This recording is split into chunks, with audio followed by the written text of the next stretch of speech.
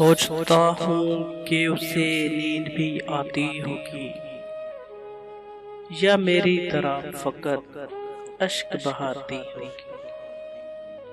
वो मेरी शक्ल, मेरा नाम भुलाने वाली,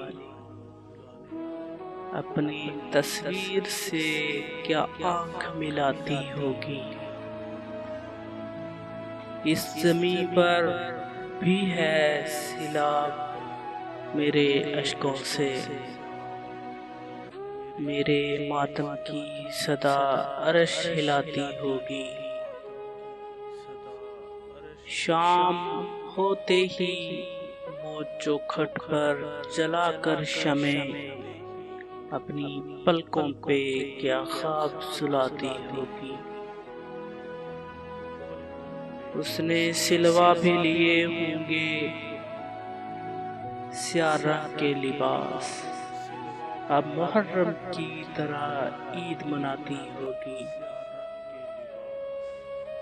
मेरे तारीख ज़मानों से निकलने वाली रोशनी तुझको मेरी याद दिलाती होगी।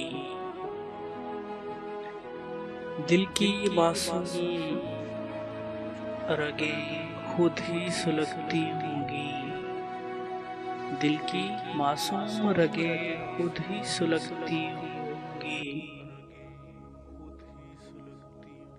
जो ही तस्वीर का कोना वो चलाती होगी।